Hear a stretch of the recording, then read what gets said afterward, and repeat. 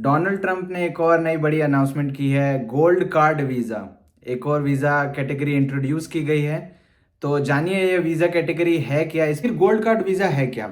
Gold card visa एक ऐसा visa है जिसमें आपको अमेरिका की नागरिकता सिर्फ $5 मिलियन पे करके मिल सकती है। जो कि इंडियन रुपीस में होंगे तकरीबन 45 करोड़ रुपए। आप 45 करोड़ रुपए दीजिए और आपको ग्रीन कार्ड मिल जाएगा। भाई पहले था ग्रीन कार्ड, अब आया है गोल्ड कार्ड। ट्रंप ने खुद कहा है कि अगर आपके पास ग्रीन कार्ड है तो उससे भी ऊंचा गोल्ड कार्ड है। ये प्रीमियम लोगों को टारगेट करके बनाया गया है, मतलब हाई प्रोफाइल लोगों के लिए एक एक्सक्लूसिव ऑफर है। तो अब सवाल है कि ट्रंप ने ये स्कीम लाई क्यों है। तो इससे पहले भी एक वीज़ा कैटेगरी सेम फॉर्मेट पे बनाई गई थी, जो कि थी EB-5 कैटेगरी, तकरीबन 1990 में इंट्रोड्यूस की गई थी। और इसके तहत कोई भी विदेशी नागरिक $1 मिलियन अगर अमेरिका में इन्वेस्ट करता है और या फिर 10 नौकरियां पैदा करता है तो वो अमेरिका की ग्रीन कार्ड के लिए एलिजिबल हो जाता है। उसे वेट करने की ज़रूरत नहीं है, वो डायरेक्ट अमेरिका का नागरिक बन सकता है, या रह सकता है, या काम कर सकता है। तो कि ये कैटेगरी हटाई क्यों जा रही है और ये गोल्ड कार्ड नया क्यों इंट्रोड्यूस किया जा रहा है। तो ट्रंप के जो कॉमर्स सेक्रेटरी हैं उन्होंने कहा है कि जो EB-5 कैटेगरी थी वो बकवास थी और वो कुछ ज़्यादा इम्पैक्ट नहीं क्रिएट कर रही थी और उसमें बहुत सारे फ्रॉड्स हो रहे थे। इस गोल्ड कार्ड कैटेगरी में एक दिलचस्प बात यह है कि पिछली EB-5 कैटेगरी इन्वेस्टर्स या इन्वेस्टमेंट को ज़्यादा प्रमोट कर रही थी। ये टर्म वहाँ बहुत ज़्यादा बार बार आ रहा था, लेकिन गोल्ड कार्ड में ऐसा कुछ नहीं है। आपको कोई कंपनी खोलने की ज़रूरत नहीं है, आपको कोई जॉब क्रिएशन करने की ज़रूरत नहीं है, सीधा आपको पैसे देने हैं ना, आपको यहाँ की नागरिकता मिल जाएगी। ध्यान देने वाली बात यह है कि गोल्डन वीज़ा कैटेगरी और भी देशों में पहले इंट्रोड्यूस की गई थी, जैसे कि स्पेन, ग्रीस और जॉर्डन, कैरिबियन कंट्रीज़ में। अभी तक का मेरे हिसाब से सबसे महंगा गोल्ड वीज़ा कैटेगरी जो अब तक इंट्रोड्यूस की गई है उसमें सबसे टॉप पे है ये। और इसमें गौर करने वाली बात यह है कि दूसरे देशों ने जो गोल्ड वीज़ा इंट्रोड्यूस कराया था वो उन्होंने वापस ले लिया था, या कुछ उसे ज़्यादा लॉन्ग टर्म प्रमोट नहीं किया था, क्योंकि उसमें मनी लॉन्ड्रिंग, फ्रॉड्स यूज़ की गई थी। अब देखने वाली बात यह है कि जो ये गोल्ड कार्ड कैटेगरी है इसकी एलिजिबिलिटी क्या होगी और इसकी बैकग्राउंड चेक या वेरिफिकेशन कैसे की जाएगी, क्योंकि वो एक बहुत इंपॉर्टेंट फैक्टर है। आपका पूरा बैकग्राउंड चेक भी होगा बिकॉज इसमें फ्रॉड होने के चांसेस बहुत ज़्यादा हैं। क्योंकि किसी के पास इतना सारा पैसा होगा तो वो अपने देश में रह के आराम से लाइफ जी सकता है, उसे इधर उधर भागने की ज़रूरत नहीं है। पर इतना महंगा वीज़ा खरीद के कोई इस कंट्री में रहने के लिए ट्राई मेरे हिसाब से तो नहीं करेगा।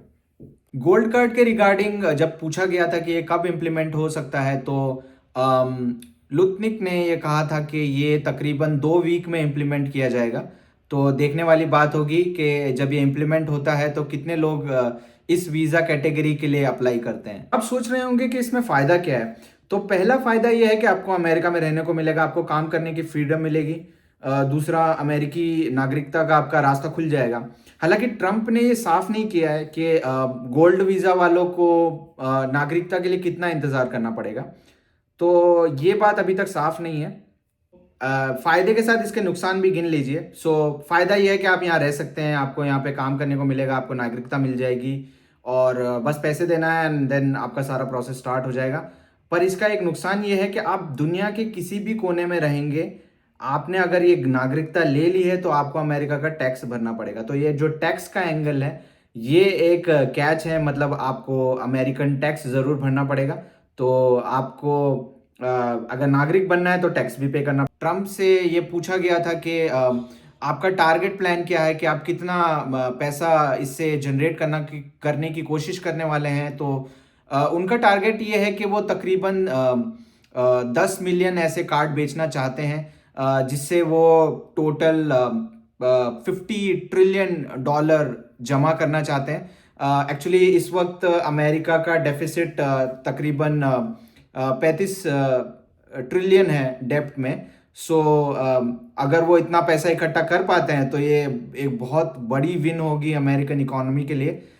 देखते हैं कि कितनी एप्लीकेशंस आती हैं और कितना पैसा यूएस इकोनॉमी जुटा पाती है। ये जो स्कीम है ये कानूनी तौर पे कितनी मजबूत होगी ये पता नहीं है, क्योंकि आमतौर में किसे नागरिकता, आमतौर पे मतलब अमेरिका में किसे नागरिकता मिलेगी ये तय करने का अधिकार कांग्रेस को होता है, लेकिन ट्रम्प ये कह रहे हैं कि उन्हें कांग्रेस की ज़रूरत नहीं है।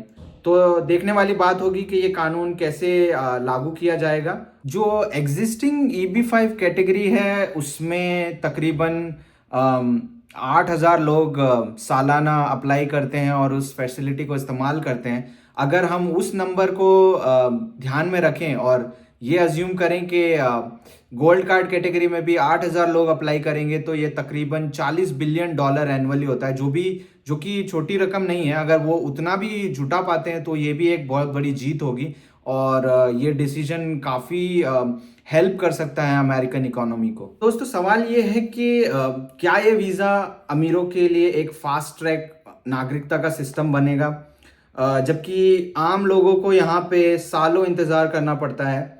तो क्या ये स्कीम सिर्फ अमीरों के लिए बनाई गई है, उन्हें फ़ायदा पहुंचाने के लिए बनाई गई है, और आम लोगों को इससे क्या नुकसान होंगे ये हमें अभी तक पता नहीं है।